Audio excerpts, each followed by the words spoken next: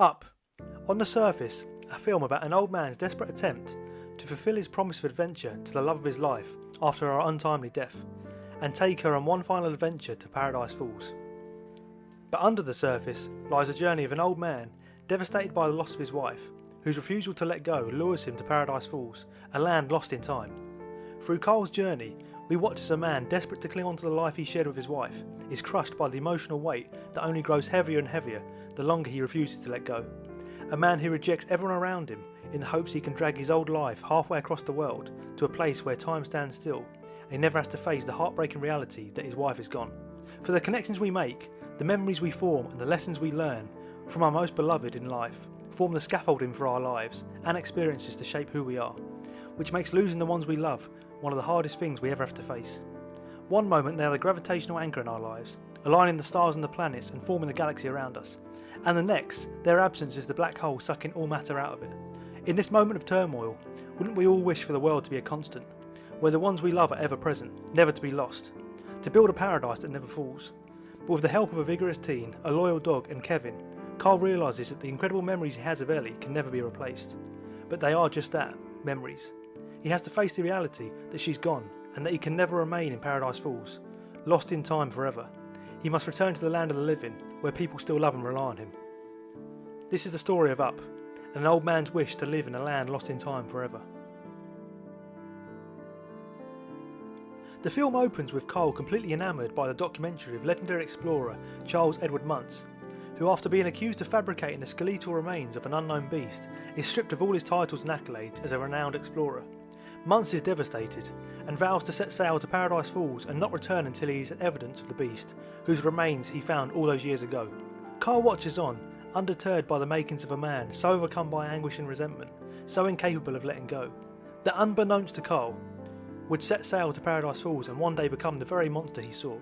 And just like Muntz, shortly after Carl embarks on his own adventure where he meets Ellie, and she invites him into the Explorers Club, where they spend the rest of their lives together, all predicated on the promise that one day Carl would take Ellie to Paradise Falls, a land where time stands still. And just like that, the story sets up two old men, one consumed by resentment and spite, the other by love and companionship, as we watch them both set sail towards Paradise Falls, each of their own course. Muntz will live the rest of his days as an explorer, lost for all of time in Paradise Falls, never having to face the reality of being stripped of his titles. Only in a land lost in time does he believe he can hold on to the legacy he built as a legendary explorer. For Carl, he makes a promise to never let go of Ellie, to one day dream of spending the rest of their lives in Paradise Falls together. But there is another meaning that can be drawn from the name Paradise Falls, and that is an emphasis on the inevitability of the paradise we spend our whole lives building, with the ones we love, eventually one day falling. That we cannot hold on to the ones we love forever, and that we should accept the prospect of having to let go. That we cannot ever set ourselves up for not being able to live without someone, no matter how hard this may be. For Carl, his promise to one day set foot on Paradise Falls could be foreshadowing his refusal to ever let go of Ellie, or it could be an understanding, as hard as it is to admit, that this will not last forever. We then see a montage of Carl and Ellie's life together, a series of intricate memories shared between people deeply in love, glimpses of them building their dream house together, working together, eating together. We see the visceral love they share with one another, and the heartbreaking pain they endure with Ellie's miscarriage. But throughout it all, the sheer love, happiness and appreciation for one another shines through, as we see the Fun for Paradise Falls jar nestled deep within the bookshelf. We gain insight into how visceral and profound the time we spend with the ones we love can be, and how difficult it can be to live without them. Our experiences, even the devastating miscarriage, all strengthen the bond we share with the ones we love, making the severing of that bond all the harder to bear. We have no need for time to stand still whilst we have the ones we love around us. That is until Carl realises the time they spent together is finite, and in their old age, Carl books tickets to Paradise Falls, only for Ellie to fall ill, and in her final moments, hand Carl her adventure book before she dies. This scene makes sense in the future, as Ellie has written a note at the end telling Carl that she loves him and that he should go on to a new adventure now. However, Carl is so distraught with losing Ellie that he can't bear to read through the adventure book and find the final message. He's too heartbroken. All he can do is hold on to Ellie. He cannot face the prospect of letting go because he cannot move past his memories and love for Ellie, which prevents him from ever finding the final goodbye message. In the scenes that follow, we see how difficult it can be to let go. Carl is left all alone, he's miserable, nothing in his home or his routine has changed, only the undeniable void left in Ellie's absence remains. He simply sits upon his porch and watches the construction of huge towering skyscrapers around him. He watches as the world continues to move on, yet Carl cannot help but hold on to Ellie despite the clear misery it causes him. That is until Carl is charged with attacking the postman and prosecuted as a public menace. Now he is faced with the prospect of being removed from his home, from Ellie's home, and into a retirement home. He consults with Ellie. "What do I do now, Ellie?" and grimaces when he looks through her adventure book and gets to the stuff I'm going to do page, because then he remembers his promise to Ellie and vows to fulfil it and take her to Paradise Falls. Carl believes deep down that by ignoring Ellie's death, he can somehow heal the wound of her passing, or even prevent the true heartbreak of facing it altogether, when in reality all Carl's refusal to let go really does is keep the wound fresh and raw, unable to scar or even truly heal over time. Carl decides to attach a heap of balloons to his house and float to Paradise Falls, exclaiming to the retirement home workers, "So long boys, I'll send you a postcard from Paradise Falls," when in reality he's been there all along, lost in time when Ellie was really alive. Carl then sits in his armchair beside Ellie's for a moment, seemingly in absolute bliss, until a knock on the door interrupts him, and he finds Russell outside. Carl refuses to let him in at first, even though he's 3,000 feet in the air, but reluctantly accepts, all the while berating him for touching anything. This reluctance to let Russell in shows how desperate he is to keep people out of his life, so that he's able to cling on to the memory of Ellie. He doesn't even want to risk allowing others into his life, in case they facilitate his moving on. As Carl sets sail for Paradise Falls, the house sails straight into a storm that destroys most of the contents inside the house, with Carl desperately clambering around to save everything special to Ellie. After a period of the house being bombarded by the storm, Carl sails them out of it and tries to land the house, but almost ends up losing it as he's dragged along, desperately clinging onto the house as it hurtles towards a cliff. As he says, "Don't worry Ellie, I've got us." The storm is symbolic for the turmoil, suffering and pain we have to endure if we refuse to let go. Carl's decision to embark on this journey with Ellie is like sailing straight into the storm. Just as the storm threatened to destroy the most visceral connection Carl has left of Ellie, their home, the pain and suffering of heartbreak tries to encourage you to accept the monumental change that comes with loss and ultimately let go, but people often refuse. Carl refusing to let go, even as he hurtles towards the cliff, shows just how far people are willing to fall in order to avoid letting go. As the clouds settle, they can see Paradise Falls in the distance, and Carl decides they must walk the house all the way there, clearly struggling to drag it the moment they begin slugging the house along. Even though the house is a literal weight upon his shoulders, he refuses to leave it, hell-bent on holding on to Ellie and living the rest of their days together in Paradise Falls. And just like Carl, the emotional weight that we bear after loss continues to grow heavier and heavier the longer we refuse to let go, until eventually dragging this weight around becomes so unbearable we either break down in exhaustion and finally accept the loss we've endured after years of turmoil, or be completely destroyed by it. Along the way they meet Kevin the legendary bird and Doug the talking dog, and after Carl attempts to ditch them both, but fails miserably, they end up camping out for the night, where Carl exclaims, "Thanks for keeping us dry, Ellie." All the while Russell is trying to make a tent for him. Even though Russell has vowed to help Carl carry Ellie across the mountain to Paradise Falls, we can still clearly see how Carl believes Ellie is more help to him than anyone alive could ever be. Then, just before they get to sleep, Russell reveals to Carl how disconnected he is with his family, never really being able to establish a strong relationship with either his mum or his dad. Russell never even had a chance to develop a relationship like Carl did with Ellie in the first place. Whilst Carl has been obsessively clinging onto Ellie's memory, desperate not to face everything he's lost, Russell has been desperately searching for a semblance of what Carl lived a lifetime of. For the first time since Ellie's death, Carl gained some real perspective on how lucky he was for so many years. Perspective on how selfish it is to expect that to last forever. And a realisation of how much he still has left to give to someone like Russell in his life now. And just as Carl ponders this, Russell asks Carl to cross his heart promise that he won't leave Kevin again, which he does. We finally see the semblance of a new relationship forming here in Carl's life after Ellie's death. But this promise is soon squandered when Carl is faced with the decision to help Kevin get her babies back or get Ellie to Paradise Falls, and he chooses Paradise Falls. Once again, Carl chooses to live in the past with Ellie and reject those around him. Carl's inability to escape the shadow of the past has completely consumed him. Once an avid adventurer, full of vigour and love of exploration, Carl would have been enamoured by Kevin, but now Carl is nothing more than his memories with Ellie. The group are then kidnapped by more talking dogs, whose leader turns out to be the great Charles Muntz. At dinner, Muntz asks how it is stateside and claims he considered returning but couldn't, because of unfinished business. We see here how Muntz's resentment and unwillingness to let go of being stripped of his titles all those years ago has kept him tethered to Paradise Falls. He even talks of trying to smoke the bird out of the labyrinth, claiming that anyone who enters never returns. Muntz knows deep down that if he doesn't face what happened and move on, he will forever be in the clutches of a perpetual cycle of bitterness and resentment for what happened. He knows deep down that he can never enter the labyrinth to finally catch the bird, and that so long as he refuses to let go, he's destined to spend the rest of his days in Paradise Falls. Yet he willingly accepts his fate.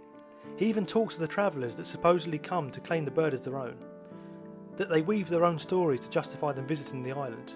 A surveyor making a map, a botanist cataloguing plants, an old man taking his house to Paradise Falls, and that they all eventually find out that this mountain is a dangerous place. As he does this, he flaunts the lonely helmets of old travellers, all likely killed by Muntz out of fear that they might one day deprive him of his grand finding. Just as Carl feared letting Russell into his life, Muntz feared that letting people into his life might threaten his chances of finding the bird and restoring his legacy. This perilous nature of Paradise Falls highlights the dangers of refusing to let go, and how the pain and suffering endured from this can destroy us, just as it had the travellers, and just as it's about to for Muntz the same. When Muntz threatens to kill them both, Doug helps them escape, and as they flee we watch the house continue to weigh Carl down as it smashes against rocks and pillars until they are finally freed from the chasing pack, where they realise Kevin has been bitten and can no longer walk. It's here that Carl stares up at his dilapidated home and agrees to help take Kevin home by resting Kevin on the porch and carrying him alongside Ellie. We finally get to see the weight of Carl's loss lift ever so slightly as he uses Ellie's home to transport Kevin back to his family, and is for once able to use his love and loss of Ellie to help the people around him, showing that we don't have to forget, we simply have to move on. Along the way, Russell tells Carl a story of him and his dad getting ice cream, saying, "It might sound boring, but I think the boring stuff is the stuff I remember the most." Carl looks awestruck as he realises that he isn't afraid of letting go because of all the things he didn't get to do with Ellie. He's afraid because of the void her death has created in his life he lived before. This is what loss truly does to us. One moment our ship is captained by the most important person in our lives, helping us steady the ship and navigate uncharted waters. The next they're gone. Their absence leaves us stranded in the middle of the ocean. Carl isn't afraid of facing the adventures he never had with Ellie. He's afraid of facing the fact that accepting her loss will leave him alone upon the vast expanse of the sea, with no anchor to steady the ship and direction to sail towards. At least holding on to Ellie shrouds the ship in mist and fog. Letting go would mean facing the uncharted waters all around him. As they come within a few feet of reuniting Kevin and her babies, Muntz finds them by tracking Doug's collar and sets fire to Carl's house to pry him away from Kevin. Terrified at the prospect of flames engulfing all that Carl has left of Ellie, he rushes over to extinguish the flames, leaving Kevin to be captured by Muntz. But as Carl pats away the last of the flames, Russell is furious that he left Kevin again and watches as Carl pushes everyone away before Carl finally screams, "Whether you assist me or not, I'm going to Paradise Falls if it kills me." This final outburst shows that Carl knows deep down his insistence on continually refusing to let go will inevitably lead to his demise. Yet he is so heartbroken by the pain of losing Ellie that he just doesn't care. All he wants is to get Ellie to a place where time stands still, so he never has to face the reality that she's gone. Finally they make it to Paradise Falls, and as Carl sets the house down, Russell drops his explorer badges, saying that he doesn't want them anymore. Carl completely ignores him, now overcome with emotion that he's finally fulfilled his promise to Ellie, that they're now in Paradise Falls together, and he re-enters the house. Inside, everything is a complete mess, with furniture and hardware completely destroyed. Carl tries to rearrange as much as he can, and then takes his place next to Ellie's armchair, where he opens her adventure book and places the picture of their house at Paradise Falls. Now that he's finally made it to Paradise Falls with Ellie, he has the strength to look through the stuff I'm going to do section of Ellie's adventure book, only to realise that she's added all the pictures of them taken throughout their lives to it, with the final message of the book being, "Thanks for the adventure, now go have a new one, love Ellie." Here Carl finally realises that their journey ended the day she died, and the wonderful time they spent together on their journey throughout life is what made it so fulfilling.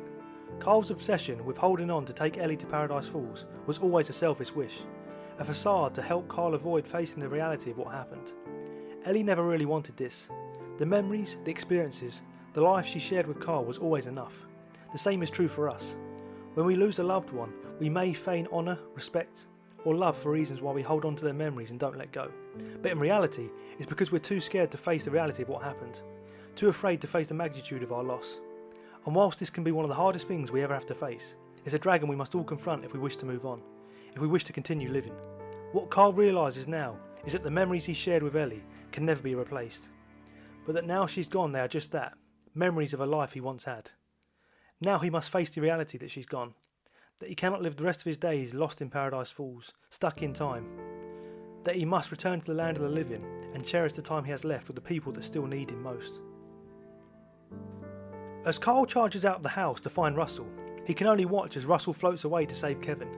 He tries desperately to move the house and chase after Russell, but it's too heavy, so he decides to empty the house of all its contents, all the cherished memories of Ellie and the life he shared with her, and leaves them in a pile upon Paradise Falls. Their chairs nestled beside one another as he sails away after Russell. Carl is finally able to move on, leaving the pieces of Ellie he held so dearly behind at Paradise Falls, where time stands still. Carl then hears a knock at the door as he's sailing the house, only to find Doug on the porch, but this time he lets Doug in without a moment's hesitation, because Carl has finally moved on and is finally able to let people back into his life. Then at the climax of their confrontation, taken down months, aboard the Spirit of Adventure, Kevin, Russell and Doug are all trapped inside Carl's house, trying to escape Muntz, who starts shooting at the balloons. At first, Carl looks desperate to save the house, but we realise this is only because his friends are inside. He isn't afraid of losing the house he shared with Ellie all his life, only losing the people he loves that are a part of his life now. Carl lures Kevin out of the window with chocolate as Muntz enters through the front door, and both Russell and Doug are carried to safety atop Kevin as Carl lets go of the house to save his friends. He watches the house float off through the clouds as Muntz plummets to his death, with Paradise Falls claiming another weary traveller for its own. Russell then looks at Carl and says, "Sorry about your house, Mr. Fredrickson." And Carl replies, "You know, it's just a house." This final scene shows how Carl has now faced the reality of letting go of Ellie. That huge weight that he had for so long bared throughout the story now drifts off peacefully into the clouds, and the weight upon Carl's shoulder draining his life away is finally lifted.